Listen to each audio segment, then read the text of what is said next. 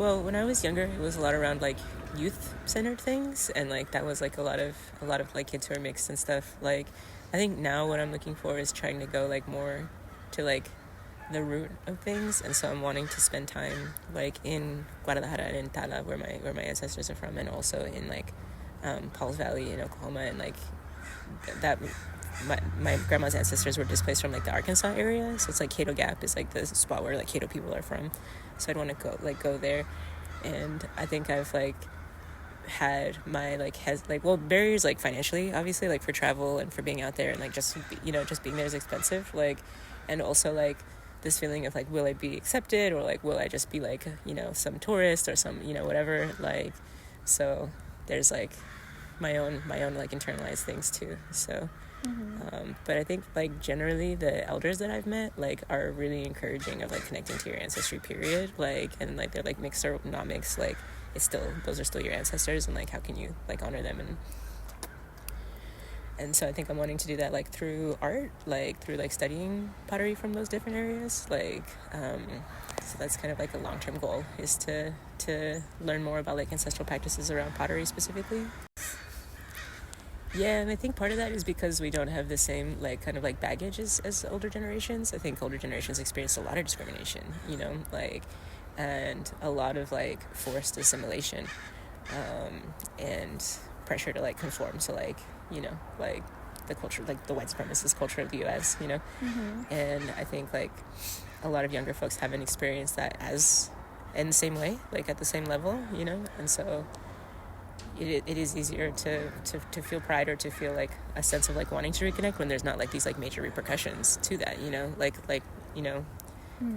like here, like ceremonial practices were outlawed until like the 70s, like, or almost the 80s, and so people were literally like, yeah, could be like arrested, or could be like have their children taken away from them, or like all of these things, like these like serious repercussions to just participating in culture that we don't have that anymore, like, so. But instead we have like our family members who have all that baggage, like, so people who don't necessarily want to talk about it, or don't know what to say, or like don't see it as like important in the same way.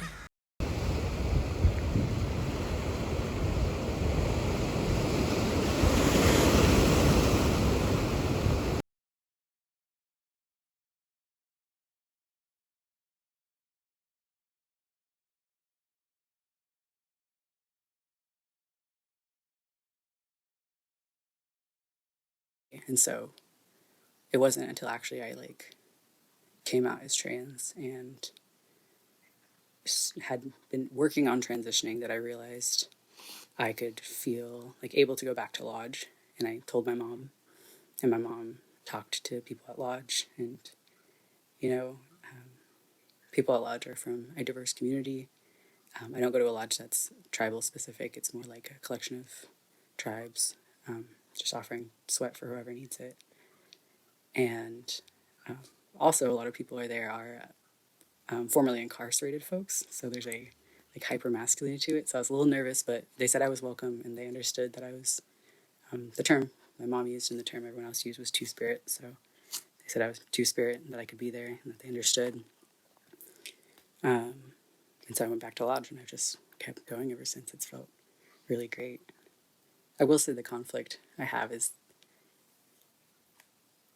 it's interesting moving from the suburbs to a city space, and that queerness in the suburbs for me looked a lot more like just survival.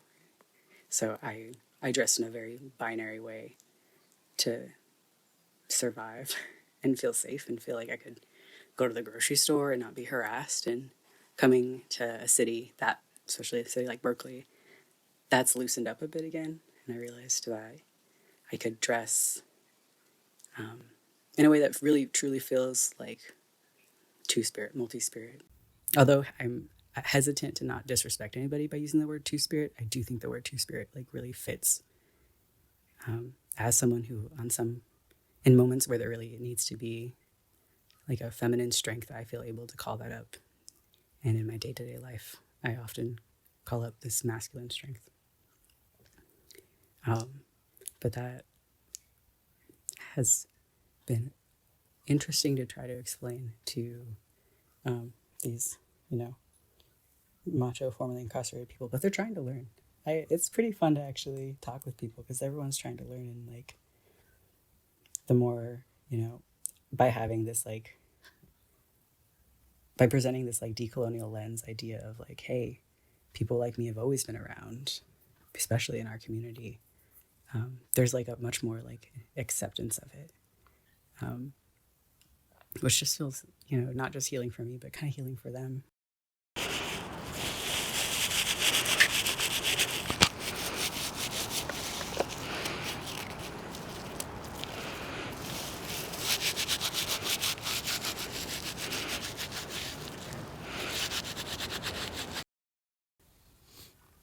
And so when I think of land, I don't necessarily think of like, oh, just like I feel connected to the Peñadobe Hills.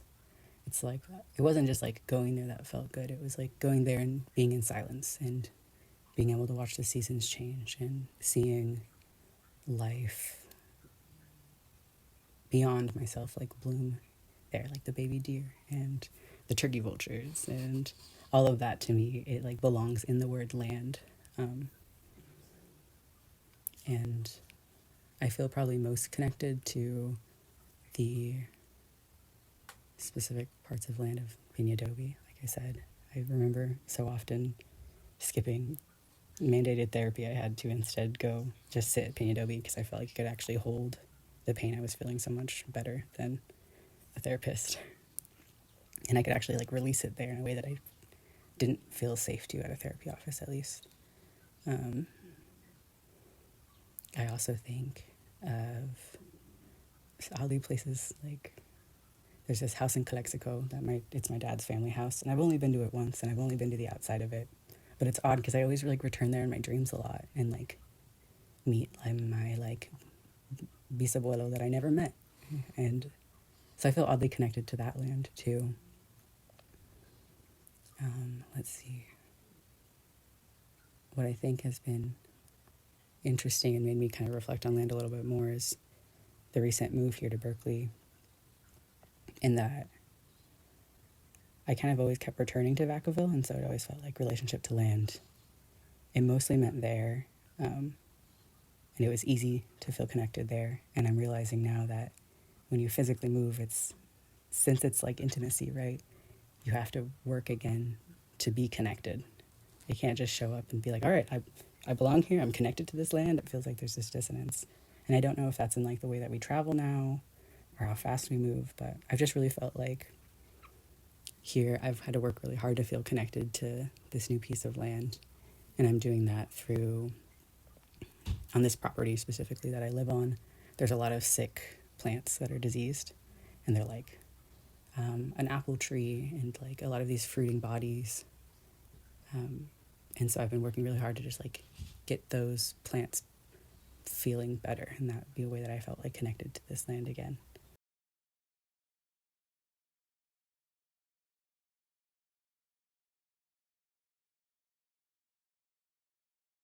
I think popular culture sees indigenous people as like very like an image, like something very stereotypical of like the perfect indigenous person knows their native language, knows the medicine, like lives in somewhere that is not a city, like either lives in a reservation or in a pueblo, and like practices ganaderismo or like all these things, like very traditional, kind of like almost like what they would call like a backwards type of living, and that is just not the reality for most indigenous people, especially those of us that have ended up in the cities, that have ended up like I'm wearing all black and like I wear huge boots and like I love things that are not considered indigenous, and yet me wearing it as an indigenous person, like, doesn't that make it indigenous? Or like me creating things that are very much inspired by like modern and even colonial like standards of like beauty and art, like isn't it indigenous because an indigenous person is doing it? I Yeah, it's just very complicated, I think, of like the question of like what does it mean to be indigenous, but I think I try to root it in kind of like values in relation to the land, because like being here in the Bay Area and having no like familial ties, I've had to examine a lot my relation as a settler here, That even though I'm here because of my own history of colonization and displacement, I think my people have also been kind of like weaponized and used to displace other indigenous people, in a cycle that is just very horrendous. And I think a lot of other people of color have had a similar story where they've been coerced to displace others, in order to assure their own survival. And so I've had a lot of unpacking to do around like my own feelings of guilt as like a Mexican person taking up space in like Ohlone territory.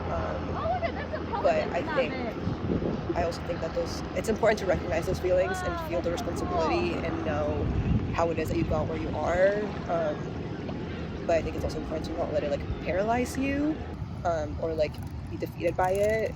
So instead, I try to just, because again, there's no perfect pre-contact world that we can go to. Like, there's no way we're getting the settlers out of here. Like, they're not going anywhere realistically, and that's fucked up. But it is just not happening.